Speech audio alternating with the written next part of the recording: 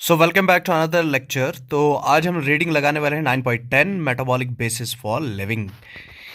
तो before starting the video तो मैं बस इतना कहूँगा कि जब भी आप इस वीडियो को देखो तो इसको लाइक करो and please subscribe my channel. तो मेरी चैनल को आप सब्सक्राइब करो। तो चलिए चलते हैं, पढ़ते हैं हम मेटाबॉलिक बेसिस फॉर लिविंग क्या है, एनसीईआरटी ने क्या लिखा है। तो मेटाबॉलिक बेसिस फॉर लिविंग, ठीक है, जो भी मेटाबॉलिक एक्टिविटीज़ हो रही हैं जो हमारे बॉडी के अंदर हो रही है वही क्या है, वही एक ज़रिया है किसका, ज़िंदा रहने का। अब हम देखते हैं, metabolic pathways can lead to a more complex structure from a simpler structure. जो ये मेटाबॉलिक पाथवेज होते हैं, मेटाबॉलिक पाथवेज जो मेटाबॉलिज्म हमारी हमारी बॉडी में होता है, जो मेटाबॉलिक पाथवेज वहाँ पर फॉलो हो जाते हैं, वो लेड करते हैं, that will lead to more complex structures from a simple structure. तो बहुत बड़े बड़े कम्प्लेक्स स्ट्रक्चर्स बन जाते हैं कहाँ से, थ्रू सिंपल स्ट्रक्चर। जैसे कि ग्लूकोज कंबाइन हो जाएगा, ग्लाइकोजन बनाएगा, ठीक है। तो ये क्या बन गया, ये बन गया एक कम्प्लेक्स स्ट्रक्चर। जैसे कि एग्जाम्पल भी दी गई है, एस्टिक एसिड बिकम्स कोलेस्ट्रॉल। तो एस्टिक एसिड क्या है, सिंपल कंपाउंड है, और कौन बना रहा है, ये किसको बना रहा है, कोलेस्ट्रॉल को बना रहा है। तो सिंपल से कम्प्लेक्स बन जाना। तो मेटाबॉलिक पाथवेज में ऐसा हो जाता है कि छोटी चीज़ों से बड़ी चीज़ें बनती है या बड़ी चीज़ों से छोटी चीज़ें बन जाती है। और लेट्स टू, या तो क्या हो सकता है, और लेट्स टू सिंपलर स्ट्रक्चर, या तो एक छोटा सा स्ट्रक्चर बन जाएगा, सिंपल स्ट्रक्चर बन जाएगा कहाँ से, कम्प्लेक्स स्ट्रक्चर से। जैसे कि glucose becomes lactic acid in our skeletal muscles.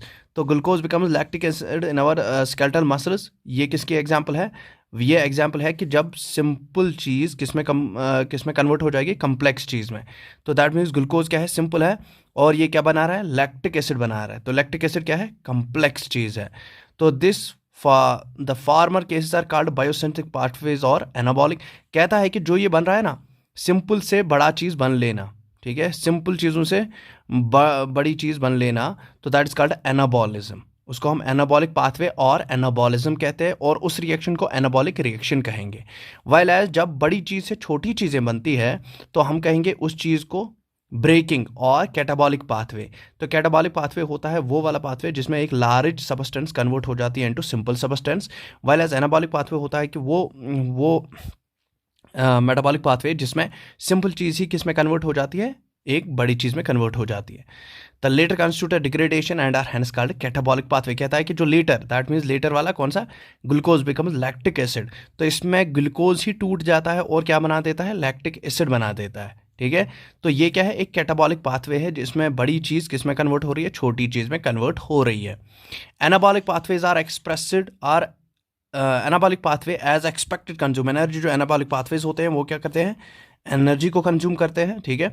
तो दैट मीन्स फॉर्मेशन, किसी चीज़ की फॉर्मेशन अगर छोटी चीज़ों से बड़ी चीज़ बन रही है तो उसमें एनर्जी लगती है, वाइल एज अगर बड़ी चीज़ से छोटी चीज़ बन रही है तो उसमें एनर्जी निकलती है, ठीक है। तो anabolic pathways as expected consume energy, assembly of protein from amino acids require energy. कहता है कि जो अमाइनो एसिड्स कंबाइन होते हैं तो बनाते हैं प्रोटीन, सिंपल से प्रोटीन, सिंपल अमाइनो एसिड्स जब कंबाइन हो जाते हैं उसके बाद क्या बन जाता है, प्रोटीन। तो प्रोटीन कम्प्लेक्स है और अमाइनो एसिड्स क्या है, सिंपल फॉर्म। तो सिंपल से कम्प्लेक्स फॉर्म बन जाना, इसके लिए एनर्जी रिक्वायर हो जाती है। ऑन द अदर हैंड कहता है कि दूसरे दूसरे दूसरे हिस्से में क्या है, अगर दूसरे साइड से हम देखेंगे तो कैटाबॉलिक पाथवे जो होते हैं जिनमें ब्रेक डाउन हो जाता है large substance into simple substance में। तो कैटाबॉलिक पाथवेज में leads to the release of energy, उसमें एनर्जी रिलीज होती है। जैसे कि when glucose is degraded to lactic acid in our skeletal muscles. तो during anaerobic respiration, during exercise, तो हमारे बॉडी के स्केलेटल मसल सेल्स में क्या हो जाता है, वहाँ पर ग्लूकोज कन्वर्ट हो जाता है किसमें, लैक्टिक एसिड में। तो यहाँ पर ग्लूकोज कन्वर्ट हो जाता है लैक्टिक एसिड में, that means larger substance convert हो रही है किसमें, स्मॉलर सबस्टेंस में, कैटाबॉलिक पाथवे। तो कैटाबॉलिक पाथवे के दौरान क्या हो जाता है, एनर्जी रिलीज हो जाती है, एनर्जी इज लिबरेटेड।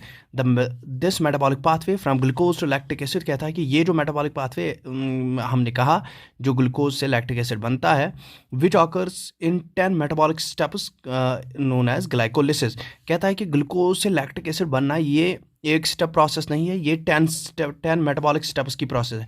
इसमें 10 स्टेप्स होते हैं और इस पूरे प्रोसेस को हम क्या कहते हैं, ग्लाइकोलिसिस। तो ग्लाइकोलिसिस हम ऐसा भी कह सकते हैं ब्रेक डाउन ऑफ ग्लूकोज। तो फिर ब्रेक डाउन ऑफ ग्लूकोज हो जाता है लैक्टिक एसिड में, that is called as glycolysis. Living organisms have learned to trap this energy liberated during degradation and store it in the form of chemical bonds।